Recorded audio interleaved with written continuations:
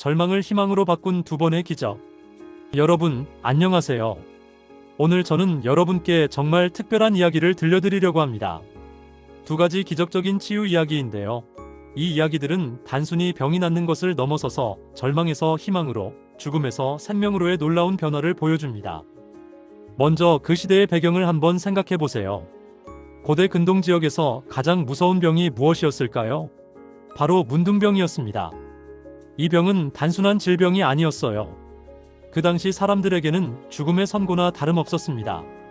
치료법도 없고 전염성도 강하고 무엇보다 환자가 겪어야 하는 고통이 너무나 끔찍했거든요. 유대인들은 이 병을 하나님의 저주로 여겼습니다. 하나님의 치심, 하나님의 손가락이라고 부를 정도였어요. 왜냐하면 이 병은 뿌리가 너무 깊고 치명적이어서 죄의 상징으로 여겨졌기 때문입니다. 그런데 더 가슴 아픈 것은 이 병에 걸린 사람들이 겪어야 했던 사회적 격리였어요. 율법에 따르면 문둥병자는 부정하다고 선고되어 이미 죽은 사람처럼 취급받았습니다. 가족들과 떨어져 살아야 했고 무엇을 만져도 그것이 부정해진다고 여겨졌어요. 심지어 그가 내쉰 숨조차 공기를 더럽힌다고 믿어졌습니다. 문둥병자가 된다는 것은 사회에서 완전히 추방당하는 것과 같았습니다. 그들은 자신의 옷을 찢고 머리를 풀어헤치며 사람들에게 부정하다, 부정하다 라고 외쳐야 했어요. 이 슬픈 외침은 사람들에게 공포와 혐오의 신호였습니다. 예수님이 활동하셨던 갈릴리 지방에는 이런 문둥병자들이 많았습니다. 그들에게도 예수님의 놀라운 치유 사역에 대한 소문이 들려왔어요. 처음에는 한 줄기 희미한 소망 정도였을 거예요. 왜냐하면 선지자 엘리사 시대 이후로 문둥병이 완전히 치유된 사례가 없었거든요. 그런데 이들 중 한 사람의 마음에 믿음이 싹트기 시작했어요. 하지만 문제가 있었습니다. 어떻게 예수님께 접근할 수 있을까요? 사람들과의 접촉이 금지된 상황에서 어떻게 그 치료자 앞에 나갈 수 있을까요? 이 사람은 예수님에 대해 들어온 모든 이야기들을 떠올려 보았습니다. 예수님께 도움을 구한 사람 중에 빈손으로 돌아간 사람이 없다는 소문 말이에요. 이것이 그에게 마지막 소망이었습니다. 그래서 이 불행한 사람은 구주를 찾기로 결심했습니다. 드디어 그 순간이 왔어요. 예수님이 호숫가에서 가르치고 계셨고 많은 사람들이 그 주위에 모여 있었습니다. 문둥병자는 멀리 떨어진 곳에 서서 구주의 입술에서 나오는 말씀들을 듣고 있었어요. 그는 예수님이 손을 병자 위에 얹으시는 것을 보았고 각종 질병으로 죽어가던 사람들이 건강한 몸으로 일어나서 하나님을 찬송하는 것을 목격했습니다. 이 광경을 본 그의 마음속에 믿음이 더욱 강해졌어요. 그는 점점 군중에게로 가까이 다가갔습니다. 그에게 가해진 모든 제한들, 사람들의 안전에 대한 걱정, 모든 사람이 그에 대해 가지고 있는 공포, 이런 것들이 모두 잊혀졌습니다. 그의 마음에는 오직 치유에 대한 간절한 소망만이 가득했어요. 그의 모습이 얼마나 처참했는지 상상해보세요. 문둥병이 몸을 무섭게 잠식해서 썩은 살이 보기에도 끔찍했을 거예요.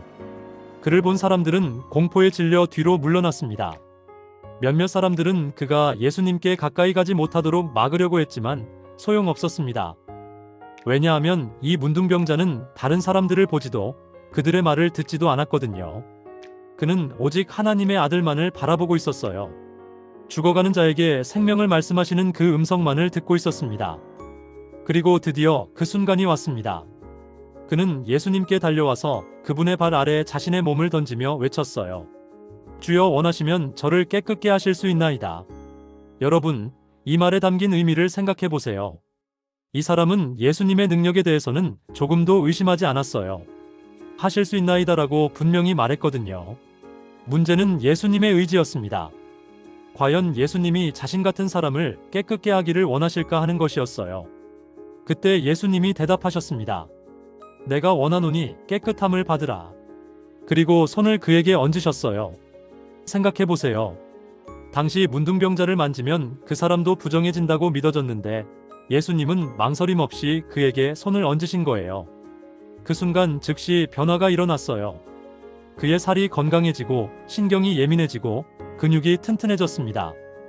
문둥병의 특징인 거칠고 비늘 같은 피부가 사라지고 건강한 어린아이 같은 불그스름한 피부색이 그 자리를 대신했어요. 예수님은 이 사람에게 특별한 명령을 하셨습니다. 이 일을 아무에게도 알리지 말고 곧바로 성전에 가서 제사장에게 몸을 보이고 율법에 따라 예물을 드리라고 하신 거예요. 왜 이런 명령을 하셨을까요? 제사장들이 이 기적에 대한 소문을 미리 듣게 되면 부정직한 판결을 내릴 수도 있었고, 소문이 퍼지면 다른 문둥병자들이 몰려들어서 복음 전파에 방해가 될 수 있었거든요. 하지만 이 사람은 예수님의 당부에도 불구하고 이 사실을 사방에 공표했습니다. 건강을 되찾은 것이 너무 기뻤고, 자신을 온전케 해준 의원께 영광을 돌리지 않는 것은 불가능하다고 생각했어요. 하지만 이로 인해 구주의 사업에는 지장이 생겼습니다. 여러분, 이 문둥병자의 치유 사건은 단순한 치료 이야기가 아닙니다. 이것은 우리 영혼의 치유에 대한 완벽한 비유예요. 문둥병이 몸을 망가뜨리는 것처럼 죄는 우리의 영혼을 망가뜨립니다. 문둥병이 뿌리 깊고 치명적이며 인간의 힘으로는 치료할 수 없는 것처럼 죄도 그와 같아요. 하지만 예수님은 더럽힘을 받지 않으시고 죄인에게 치료의 능력이 되세요. 누구든지 그분의 발 아래 엎드려서 주여 원하시면 저를 깨끗게 하실 수 있나이다라고 믿음으로 말하면 내가 원하노니 깨끗함을 받으라는 대답을 들을 거예요. 이제 두 번째 이야기로 넘어가 볼게요. 가버나움에서 있었던 중풍병자의 치유 사건입니다. 이 중풍병자도 회복에 대한 모든 소망을 잃었었어요. 그의 질병은 죄악된 생활의 결과였고 그 고통은 후회에 의해 더욱 심해져 있었습니다. 그는 이미 오래전에 바리새인들과 의사들에게 도움을 청했었지만 그들은 냉정하게 그의 병은 불치라고 선언하고 하나님의 진노에 맡겨버렸어요. 이 중풍병자는 완전히 절망에 빠져 있었어요. 그런데 그때 예수님의 놀라운 사역에 대한 소식을 듣게 되었습니다. 자신처럼 죄가 많고 무력한 다른 사람들이 고침을 받았다는 소식을 들은 거예요. 친구들은 그를 격려했어요. 예수님께 데려갈 수만 있다면 나을 수 있을 거라고요. 흥미롭게도 그가 진정으로 원한 것은 육체적 회복보다는 죄짐에서의 해방이었어요. 만약 예수님을 만나서 용서와 하늘의 평강에 대한 확신을 받을 수 있다면 그는 하나님의 뜻에 따라 살든지 죽든지 만족할 수 있었습니다. 그래서 친구들에게 자신을 침상에 눕혀서 예수님께 데려가 달라고 간청했고 친구들은 기꺼이 그렇게 해주겠다고 약속했어요. 하지만 막상 가보니 예수님이 계신 집과 그 주변에 너무 많은 사람들이 모여 있어서 가까이 갈 수조차 없었어요. 예수님은 베드로의 집에서 가르치고 계셨어요. 제자들과 바리새인들, 교법사들, 그리고 각지에서 온 사람들이 빽빽하게 모여 있었습니다. 성경은 말합니다. 병을 고치는 주의 능력이 예수와 함께 하더라. 중풍병자를 맨 친구들은 몇 번이나 군중을 헤치고 들어가려고 했지만 헛수고였어요. 그래서 그들은 대담한 결정을 내렸습니다. 지붕으로 그를 운반해서 지붕을 뚫고 예수님의 발 아래로 내려보낸 거예요. 설교가 중단되었고 구주께서는 신음하는 얼굴과 탄원하는 눈빛을 보셨습니다. 예수님은 모든 상황을 이해하셨어요. 이 당황하고 의심하는 심령을 자신에게로 이끄신 것도 바로 예수님이셨거든요. 이제 구주께서 환자의 귀에 음악같이 들리는 말씀으로 말씀하셨어요. 소자야 안심하라, 내 죄 사함을 받았느니라. 절망의 짐이 병자의 마음에서 떠나갔고 용서의 평강이 그의 마음에 임해서 그의 얼굴을 환하게 비췄어요. 육체적 고통이 사라지고 온몸이 변화되었습니다. 어쩔 수 없던 중풍병자가 나음을 받았어요. 죄인이 용서를 받은 거예요. 그런데 랍비들은 다른 생각을 하고 있었어요. 예수님이 중풍병자의 죄가 용서받았다고 선언한 것을 참남하다고 여겨서 이것을 사형에 처할 만한 죄로 제시할 수 있다고 생각했어요. 그들은 마음속으로 말했습니다. 참남하다. 오직 하나님 한 분 외에는 누가 능히 죄를 사하겠는가? 그런데 예수님의 시선이 그들에게 고정되자 그들은 움츠려 물러섰어요. 예수님이 말씀하셨습니다. 너희가 어찌하여 마음에 악한 생각을 하느냐? 내 죄 사함을 받았느니라 하는 말과 일어나 걸어가라 하는 말이 어느 것이 쉽겠느냐? 그러나 인자가 세상에서 죄를 사하는 권세가 있는 줄을 너희로 알게 하려 하노라. 그리고 중풍병자를 향해 말씀하셨어요. 일어나 내 침상을 가지고 집으로 가라. 그 순간 들것에 실려서 온 그 사람이 젊음의 탄력과 능력을 가지고 제 발로 일어섰어요. 생명을 주는 피가 그의 혈관을 통해 흘렀고 몸의 모든 기관이 갑자기 활동을 시작했습니다. 그 사람이 저희 앞에서 곧 일어나 그 누웠던 것을 가지고 하나님께 영광을 돌리며 자기 집으로 돌아가니 모든 사람이 놀라 하나님께 영광을 돌리며 심히 두려워하여 가로되 오늘날 우리가 기이한 일을 보았다 하니라. 여러분, 그 썩어가는 육체의 건강을 회복시키는 것은 창조의 능력에 못지않은 능력이 필요했어요. 땅의 티끌로 사람을 만드시고 말씀으로 생명을 주신 바로 그 음성이 죽어가는 중풍병자에게 생명을 말씀하신 거예요. 중풍병자는 그리스도 안에서 마음과 몸을 모두 고치시는 능력을 발견했습니다. 영적 치유가 먼저 있었고 육체적 치유가 그 다음에 따라왔어요. 오늘날에도 육체적 질병으로 고통받는 무수한 사람들이 있는데 그들은 이 중풍병자처럼 내 죄사함을 받았느니라는 기별을 듣기를 갈망하고 있어요. 예수님은 세상에 계실 당시에 병자를 고치시고 죄인에게 용서를 주셨던 것과 같은 생명을 주시는 동일한 능력을 지금도 갖고 계십니다. 시편에서 말하듯이 저가 내 모든 죄악을 사하시며 내 모든 병을 고치신다고 했어요. 고침을 받은 중풍병자의 집에서는 어떤 일이 일어났을까요? 그가 불과 얼마 전에 천천히 운반되어 갔던 침상을 가뿐히 들고 돌아오자 가족들이 크게 기뻐했어요.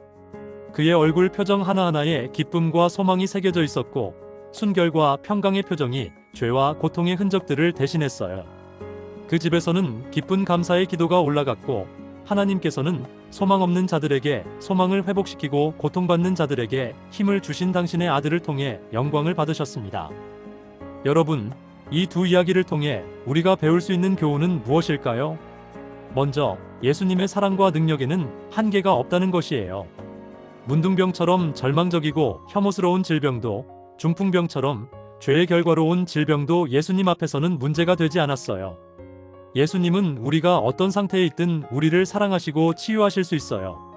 둘째, 진정한 치유는 몸과 마음을 모두 포함한다는 거예요. 예수님은 단순히 육체적 증상만 고치신 게 아니라 영혼의 근본적인 문제까지 해결해 주셨어요. 셋째, 믿음의 중요성이에요. 두 환자 모두 예수님의 능력에 대해서는 의심하지 않았어요.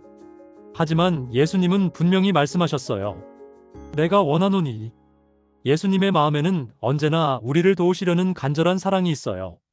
넷째, 우리의 과거는 우리의 미래를 결정하지 않는다는 거예요. 중풍병자는 죄악된 생활의 결과로 병에 걸렸지만 예수님은 그의 과거를 문제 삼지 않으시고 새로운 시작을 주셨죠.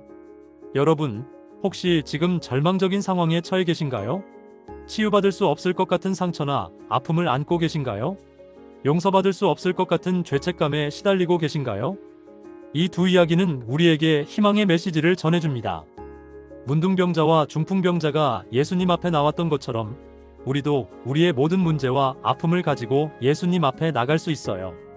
주여 원하시면 저를 깨끗게 하실 수 있나이다라고 고백할 수 있어요. 그러면 예수님께서 우리에게도 내가 원하노니 깨끗함을 받으라, 안심하라, 내 죄 사함을 받았느니라고 말씀해 주실 거예요. 예수님의 마음에는 언제나 우리를 향한 사랑과 치유의 의지가 가득해요. 이 이야기들은 단순히 2000년 전의 역사적 사건이 아니에요. 지금도 살아계신 예수님이 우리와 함께 하시면서 우리의 아픔을 치유하시고 우리의 죄를 용서하시고 우리에게 새로운 생명을 주고 계세요. 오늘 이 시간 여러분도 이 두 환자처럼 예수님 앞에 나오시기 바랍니다. 여러분의 모든 짐과 아픔을 그분께 내려놓으세요. 그분은 여러분을 실망시키지 않으실 거예요. 그리고 치유받은 후에는 이 두 사람처럼 하나님께 영광을 돌리고 여러분의 경험을 다른 사람들과 나누세요. 여러분의 증언이 또 다른 누군가에게 희망의 빛이 될 수 있을 거예요. 감사합니다. 오늘 이 이야기를 통해 여러분 모두에게 하나님의 놀라운 사랑과 치유의 능력이 임하기를 진심으로 기도합니다.